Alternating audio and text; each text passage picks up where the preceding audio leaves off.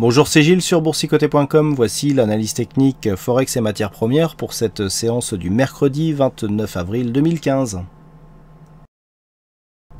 Nous commençons par la paire de devises euro-dollar, paire de devises sur laquelle nous avons ici la rupture de cette zone des 1,1045 qu'il fallait guetter pour avoir un signal de retournement. Et bien c'est chose faite. Nous avions un objectif immédiat à 1,1105. Et bien cet objectif a été pulvérisé puisque suite à l'annonce du PIB américain, et bien c'est certainement la faiblesse de l'économie finalement et la perspective d'une non-hausse des taux qui a fait s'envoler la paire de devises ici en direction des 1.12. Donc sur cette configuration, nous avons des figures qui apparaissent avec notamment ce tracé ici que nous avons, avec donc ce point, cette zone de point haut. Et donc nous avions ici une anse avec tasse. La rupture de la ligne d'eau matérialisée ici sur une résistance à 1,1045 nous donne un objectif de 520 pips à partir de cette zone des 1,1045, soit environ 1,1560. Donc pour l'instant nous sommes sur une cassure, on est sur une phase d'accélération. Les indicateurs, eux, sont en surchauffe. Hein. On est très haut du point de vue du RSI. On est en surachat du point de vue du stochastique. Le MACD, lui, est en pleine dynamique. Donc nous avons ici un signal de hausse avec une bougie qui est en train de s'inscrire totalement à l'extérieur des bandes de Bollinger. C'est dire si la tendance ici est relativement puissante. Et d'un point de vue moyen terme, eh ben, nous avons un signal de retournement, puisqu'après avoir tenté ici un retour sur la zone de point bas qui n'a pas abouti à une cassure baissière donc de cette zone, eh bien, les cours rebondissent et nous avons une rupture ici d'un point haut significatif. Qui plus est, qui était aussi le dernier point haut ici, qui avait donné le tracé donc de cette résistance, le dernier point de contact. Après on avait commencé à tester et à casser cette zone de résistance baissière. Donc là tout ça débouche sur une rupture et donc nous avons bien un signal de retournement.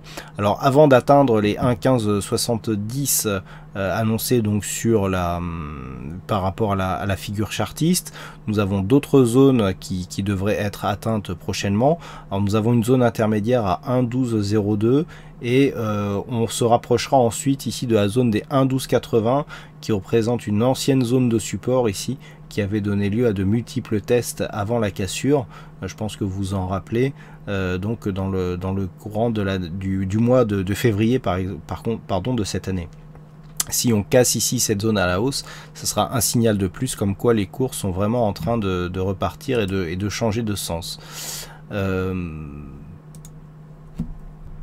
Sur ce graphique avec une vue un peu plus élargie, on voit bien ici cette zone de support qui avait été précédée ici par une phase de baisse, hein, donc qui avait défini ici la zone des 1,1105. Donc cette zone a été cassée et on devrait atteindre celle-ci prochainement.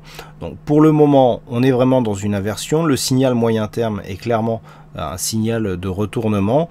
Le niveau d'invalidation de ce retournement se situe à 1,0660, donc c'est dire si nous en sommes loin actuellement.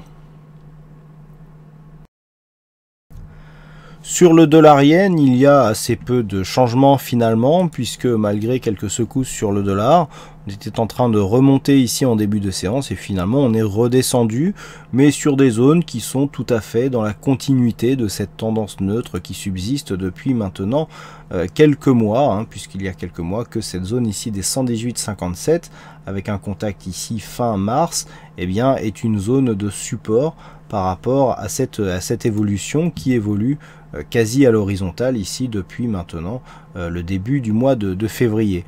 Donc on vient ici s'approcher de cette zone de support, à la différence près que si on regarde bien la configuration technique par rapport au précédent test, on est un peu moins survendu, donc il pourrait y avoir une cassure ou tout du moins il devrait y avoir un test sur cette phase. Actuellement on n'est pas du tout sur une phase de changement de tendance, donc on vient ici chercher le bas d'une tendance qui est baissière, enfin pardon, qui est neutre, donc dans une tendance baissière très court terme qui avait été signalée il y a maintenant quelques jours, hein. On évolue bien ici entre cette moyenne mobile 20 exponentielle et cette bande de Bollinger inférieure. Le fait que l'on remarque ici un contact avec la bolle inférieure après avoir tenté un dépassement de la moyenne mobile montre que nous sommes toujours sur la continuité de cette dynamique, avec donc un test prochain de cette zone. Il y a seulement sur la rupture de cette zone des 118,57 qu'il pourrait y avoir eh bien une amplification du mouvement baissier qui était déjà plus ou moins installé. Nous avions ici un signal haussier et puis on avait consolidé. Je rappelle que par rapport à la dynamique qui avait donné lieu à cette phase de consolidation, on est toujours dans la zone 50,61,8 de cette dynamique. Donc c'est simplement sur une rupture ici des 118,22 que nous pourrions avoir un signal baissier plus marqué, avec un retour possible ici sur cette zone des 116 yens pour 1 dollar. Et puis enfin sur l'or, assez peu de mouvement au final, suite à la rupture haussière ici qui avait été constatée hier de la zone des 1208 dollars l'once. Dans la soirée et dans la nuit, les cours sont revenus sur cette zone, sont revenus même tester la zone des 1205 dollars l'once, avant de remonter légèrement, une hausse de l'or assez contenu par rapport à ce que nous avons eu sur la paire de devises euro-dollar, et donc qui se stabilise au-dessus de cette zone des 1208. Donc d'un point de vue global, nous sommes ici toujours sur une évolution plutôt neutre, voire avec un caractère plutôt baissier.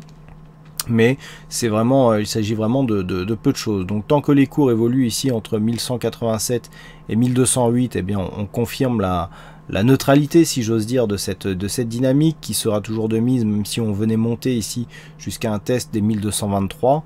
Et donc on le voit, la zone des 1208, bon, qui a plutôt été résistance, si elle était validée ici comme zone de support, redonnerait aussi un petit peu de conviction haussière à ce mouvement, qui est vraiment dans la latéralisation depuis désormais quelques semaines.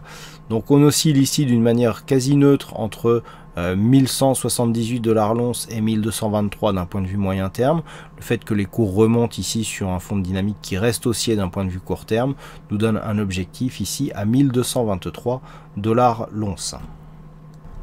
Voilà ce que nous pouvons dire sur cette analyse technique Forex et matières premières. Je vous souhaite à toutes et à tous une bonne soirée, bonne chance dans vos prochains trades et on se retrouve donc dès demain pour d'autres analyses techniques sur le site boursicoté.com.